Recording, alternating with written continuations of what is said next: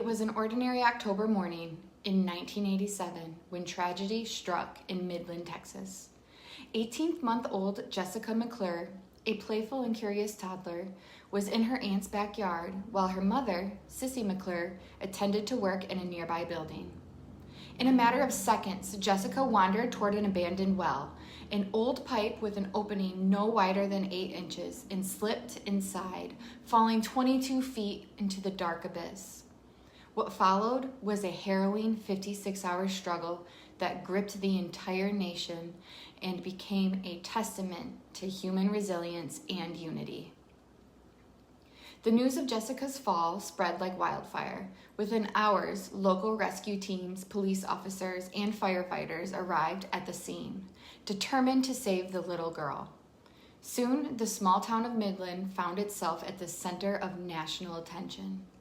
As television networks broadcasted the unfolding crisis, millions of people across America sat glued to their screens, holding their breath in anticipation. Rescuers quickly realized that pulling Jessica straight up was impossible. The well was too narrow, and she was wedged tightly with one leg pinned above her head. The only viable plan was to drill a parallel shaft next to the well and then create a horizontal tunnel to reach her. However, complications arose almost immediately. The surrounding rock was dense and unforgiving, resisting standard drilling equipment.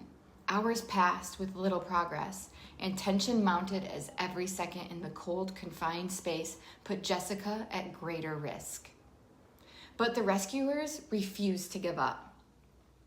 Men and women worked tirelessly, pushing through exhaustion, driven by a singular purpose: to bring Jessica home safely. As the drilling continued, emergency workers managed to lower a microphone into the well, allowing them to hear Jessica's faint cries and movements. To everyone's relief, she was still alive.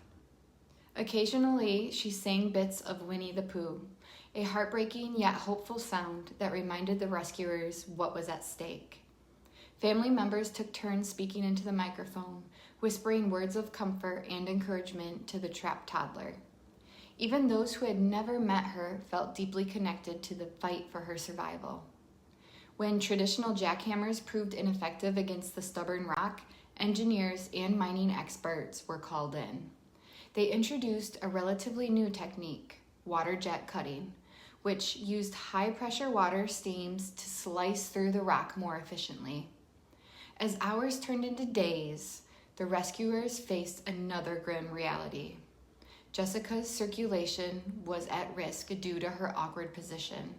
Her survival depended on reaching her quickly. After 45 grueling hours, the parallel shift was complete. Now, someone had to make the perilous journey through the narrow horizontal tunnel to reach Jessica. Ron Short, a local roofing contractor born with a rare condition that allowed him to collapse his shoulders, volunteered to go down. But in the end, it was Robert O'Donnell, a determined EMT, who descended into the tight space. With careful maneuvering, he reached Jessica and managed to free her arm from the well's grip. His hands trembled as he cradled her, relieved to feel her tiny chest rise and fall with breath. When O'Donnell finally emerged with Jessica in his arms, the nation erupted with cheers. Cameras captured every moment, her tiny body covered in dirt, her forehead bruised, but her heart still beating. The first responders handed her to the fellow EMT Steve Forbes, who rushed her to a nearby ambulance. As sirens blared, Jessica was transported to the hospital for urgent medical care. Jessica had survived, but the trauma had taken its toll. She suffered from dehydration, shock, and a serious foot injury due to the prolonged lack of circulation. Doctors had to amputate one of her toes, but miraculously, she endured without major long-term health issues. Her parents, Sissy and Chip McClure, struggled to come to terms with the incident, grappling with both the overwhelming media attention and the fear of nearly losing their daughter. But they found solace in the outpouring of love and support from across the world. Donations flooded in, and a trust fund was established in Jessica's name to support her future. Meanwhile, the rescuers, especially Robert O'Donnell, were hailed as heroes. Yet the emotional toll of the intense operation lingered. O'Donnell, in particular, suffered from post-traumatic stress disorder. The weight of those sleepless hours underground, the responsibility of carrying a life in his hands, never left him. Years later, he struggled with depression and tragically took his own life in 1995. His story served as a stark reminder of the emotional burdens first responders often carry long after their heroic acts fade from the headlines. The nation mourned his passing, recognizing that his sacrifice had not ended when Jessica was rescued, but had continued into the years that followed. The events in Midland had changed many lives, not just Jessica's. As Jessica grew up, she had no memory of the incident that had made her famous. She led a relatively normal life, eventually graduating from high school, marrying, and becoming a mother herself.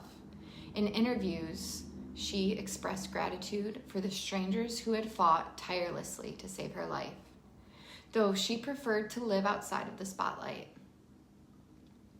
The well was sealed soon after her rescue, and safety regulations were tightened nationwide to prevent similar accidents.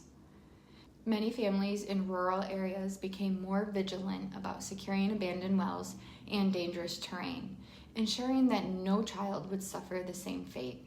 But the story of baby Jessica became a symbol of perseverance, community spirit, and the extraordinary lengths people will go to protect one another. Decades later, Jessica's story continues to inspire. It serves as a powerful reminder that even in moments of despair, humanity's greatest strength lies in its ability to come together in hope, courage, and determination. From those who drilled through the night to the millions who watched and prayed, it was a collective effort of kindness and resilience. Even now, when people speak of her, it is not just as baby Jessica, but as a symbol of what people can achieve when they refuse to give up, when they choose to fight for life, and when they stand together against the odds.